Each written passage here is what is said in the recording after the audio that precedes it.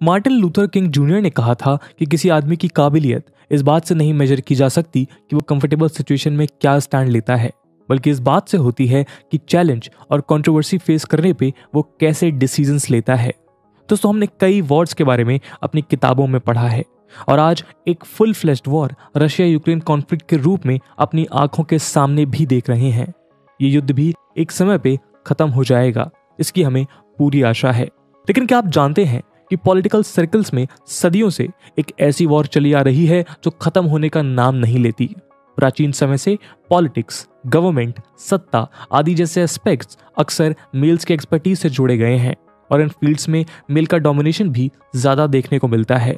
Global human population में 50.42% mails और 49.58% females होने के बावजूद आज भी लगभग 197 कंट्रीज में से कुछ 23 या 24 ही देश ऐसे हैं जिनकी लीडर यानी प्राइम मिनिस्टर या प्रेसिडेंट एक महिला है।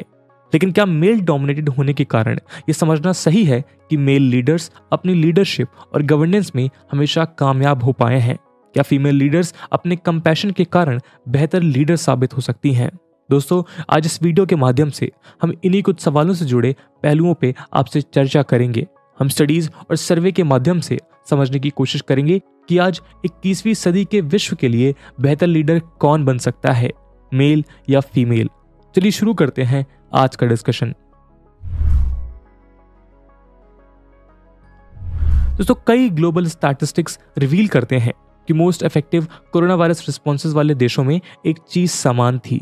पैंडेमिक के दौरान उस देश को प्राइम मिनिस्टर या प्रेसिडेंट रूप में एक महिला गवर्न कर रही थी। स्टडीज ने कई देशों के उदाहरणों के थ्रू इस बात को प्रूव करने की कोशिश भी की है, जैसे Taiwan president Sai Ing Wen द्वारा बाकी देशों की तुलना में कोविड सिचुएशन को अंडर कंट्रोल लेना, Danish prime minister Mette Frederiksen का डेनमार्क में अर्ली लॉकडाउन इंपोज कर देना, Icelandic prime minister Katrin Jakobsdottir द्वारा आइसलैंड के सारे सिटीजन्स को फ्री टेस्टिंग ऑफर करना ताकि केसेस को जल्दी डिटेक्ट किया जा सके, farmer German chancellor Angela Merkel का काम, कंपोज और साइंटिफिक रिगर के साथ सिचुएशन से संबंधित जर्मन वासियों को इंफॉर्मेशन प्रोवाइड करना, जर्मनी द्वारा मास टेस्टिंग को इफेक्टिवली रोल आउट भी कराया गया था और इफेक्टिव लॉकडाउन रेस्ट्रिक्शंस के कारण नेबरिंग कंट्रीज के मुकाबले जर्मनी में कम डेथ टोल्स देखने को मिले थे। कोविड-19 पैंडेमिक द्वारा पेश की गई चुनौतियों को New Zealand prime minister Jacinda Ardern ने भी बखूबी हैंडल किया था।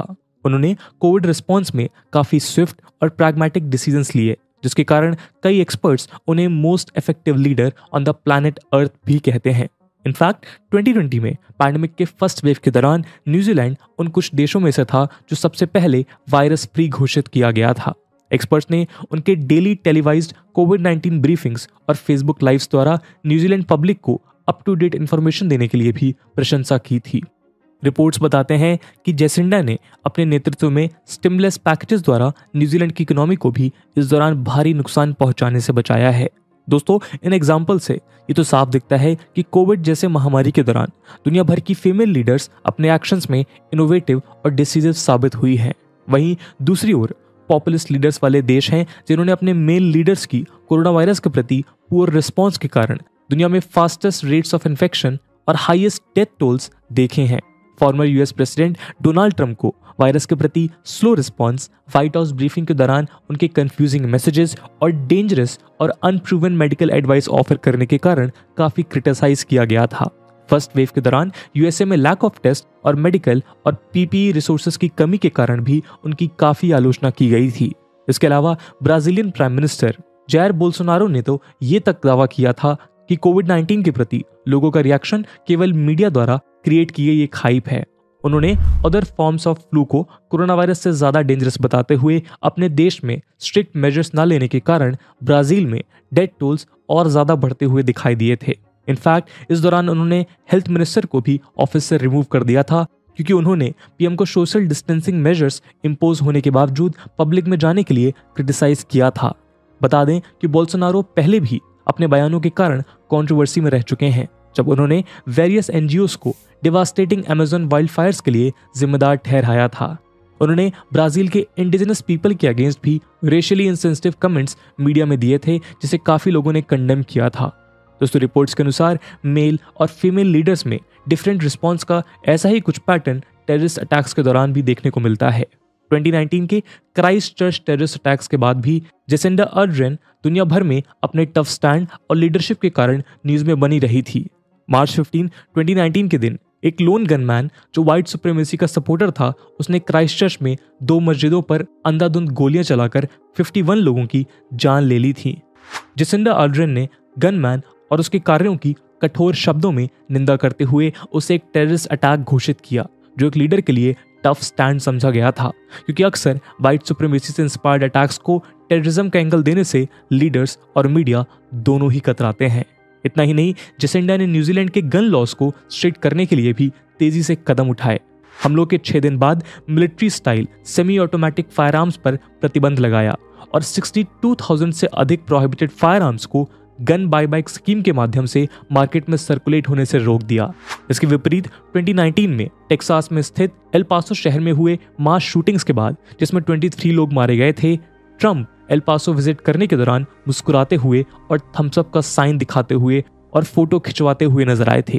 उनकी स्पीच में आश्वासन और कॉन्डोलेंसेस के कोई मैसेजेस नहीं थे, बल्कि उन्होंने वायलेंस का ब्लेम वीडियो गेम्स और मीडिया पर डालना ज्यादा बेहतर समझा और गन कंट्रोल के इशू को भी एड्रेस नहीं किया था। अगर हम अपने देश भारत की बात करें तो इसने भी कई महान फीमेल लीडर्स को जन्म दिया है। इंडिया की आयरन लेडी कहे जाने वाली भारत की first female prime minister Indira Gandhi ने इंडिया को इंटरनेशनल मैप पे उस वक्त जगह दिलाई जब विश्व भारत को एक कमजोर देश समझता था। उनकी लीडरशिप में भारतीय सेना ने 1971 वॉर ऑफ पाकिस्तान जीतकर बांग्लादेश को लिबरेट करने में एक अहम भूमिका निभाई थी। वहीं कोल्ड वॉर के दौरान इंडिया का फर्स्ट न्यूक्लियर टेस्ट भी उनके नेतृत्व में किया गया था। यूएसए पे अपनी वीट डिपेंडेंसी को रिमूव करने के लिए ग्रीन रिवॉल्यूशन भी श्रीमती इंदिरा गांधी द्वारा लॉन्च हुआ था, जो काफी सक्सेसफुल साबित हुआ है। मॉडर्न इंडियन पॉलिटिक्स में अपने कंट्रीब्यूशंस के कारण सुषमा स्वराज जी का भी नाम सुनहरे अक्षरों में लिखा जाता है। 7 बार एमपी और 3 बार एमएलए के पद संभालने वाली श्रीमती सुषमा स्वराज को जीवन भर अपनी निष्ठा, मेहनत और लगन से भारत की तरक्की के लिए काम करते हुए पाया गया है। Union minister of external affairs के रूप में उन्होंने सोशल मीडिया, ट्विटर का इस्तेमाल कर कई इंडियन डायस्पोरा की मुसीबत के समय मदद की थी और दुनिया भर में स्थित इंडियन एम्बेसीज को भी इफेक्टिवली फंक्शन करने के लिए वो प्रेरित करती थीं।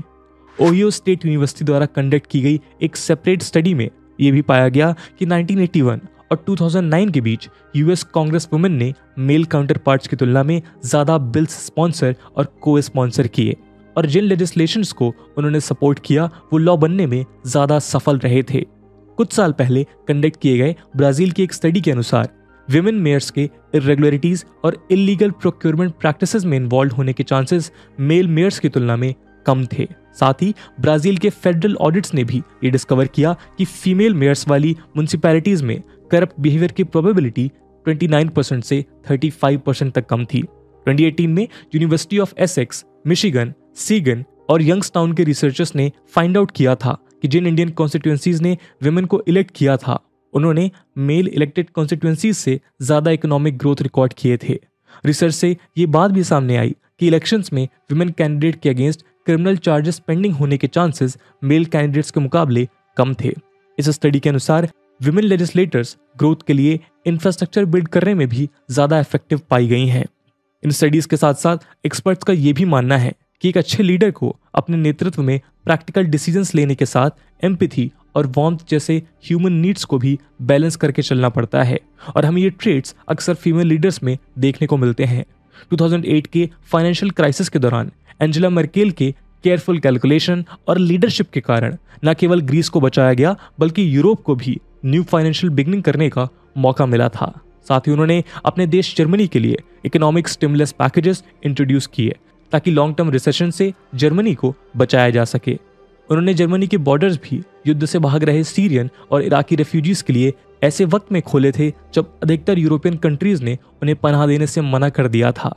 जेसिंडा अर्डर्न भी पॉलिटिकल रियाद में अपनी स्टेबिलिटी को बैलेंस करते हुए गन कंट्रोल, पॉल्यूशन और पेरेंटल लीव जैसी पॉलिटिकली डिफिकल्ट लेजिस्लेशंस को पुश करती हुई नजर आई हैं। इसी प्रकार लेबनान में फॉर्मर एमपी पॉला याकूबियन ने अपने टेन्योर के दौरान गवर्नमेंट फेलियर्स को एक्सपोज किया, करप्शन के अगेंस्ट अपनी आवाज उठाई, दफा कैंपेन के माध्यम से अंडर प्रिविलेज्ड लोगों के लिए फंड्स रेज किए। यूएसए में पॉलिटिशियंस एलेक्जेंड्रिया ओकासियो-कॉर्टेस और इल्हान ओमार लगातार ओल्डर और मेल पॉलिटिशियंस को इमिग्रेशन, क्लाइमेट क्राइसिस और साइबर सिक्योरिटी जैसे कंसेंशियस टॉपिक्स पे इनिशिएटिव्स लेने के लिए चैलेंज करती रहती हैं। महाराष्ट्र के एमपी सुप्रिया सुले भी एक काबिल लेजिस्लेटर साबित होती नजर आई हैं। इनफैक्ट 2019 के 16th लोकसभा में इन्होंने ऑपोजिशन में रह के 22 प्राइवेट मेंबर बिल्स और सबसे ज्यादा डिबेट्स इनिशिएट किए थे। साथ ही सुले जी यशवंतराव छावन प्रतिष्ठान के सपोर्ट के साथ महाराष्ट्र में एजुकेशन इंप्रूव करने के लिए काम कर रही हैं। फार्मर्स को उनकी फसल का सही दाम मिल सके, इसके लिए उन्होंने आठावाड़ी बाजार भी शुरू किया है। इसके अलावा केवल गवर्नमेंट में ही फीमेल लीडर्स और पायनियर्स आगे नहीं बढ़ रही हैं, बल्कि minister of state for advance sciences and deputy project manager and science lid at the Emirates Mars mission scientist सारा अमीरी मार्स पे जाने के लिए 2 मिशंस प्रिपेयर करने में मदद कर रही हैं, जिसमें locally made satellite hope probe भी शामिल है।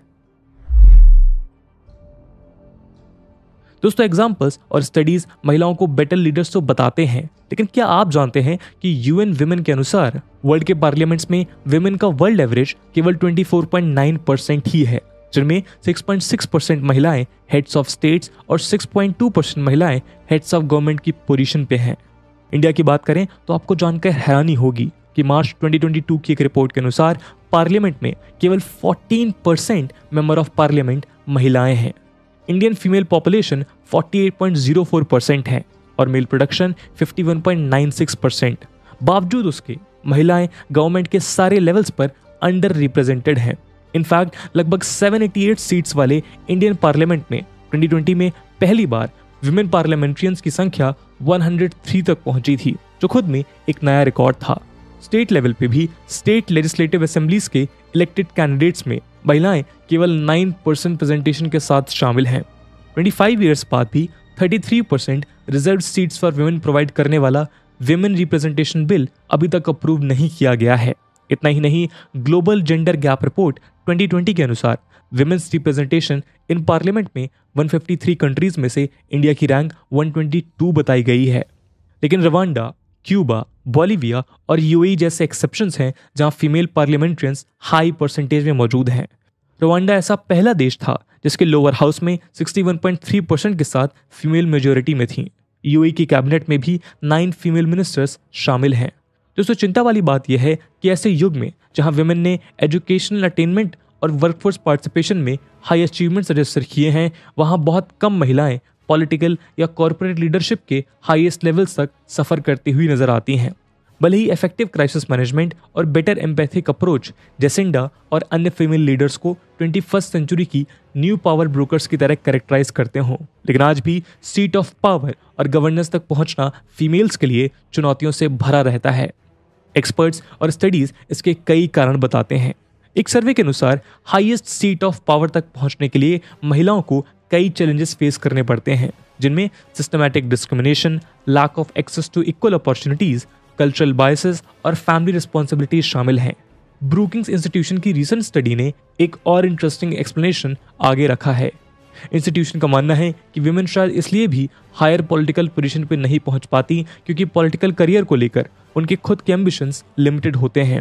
इंस्टीट्यूशन ये भी सजेस्ट करता है कि उनके कम एम्बिशियस होने की वजह उनका अपने क्वालिफिकेशंस को अंडर वैल्यू करना और फैमिली रिस्पॉन्सिबिलिटीज को ज़्यादा प्रायोरिटी देना हो सकता है। एक्सपर्ट्स पब्लिक परसेप्शन को भी एक हर्डल मानते हैं। अक्सर मीडिया और पब्लिक उन फीमेल लीडर्स को नेगेटिवली परसीव करती है जो अनमैरिड या चाइल्डलेस होती हैं।